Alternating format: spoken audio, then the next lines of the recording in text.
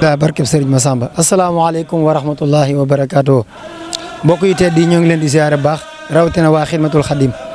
bu ngeen gisee bërëb bi ñu taxaw nag day am lu xew luñ bëgg a yëgle loolu mooy lan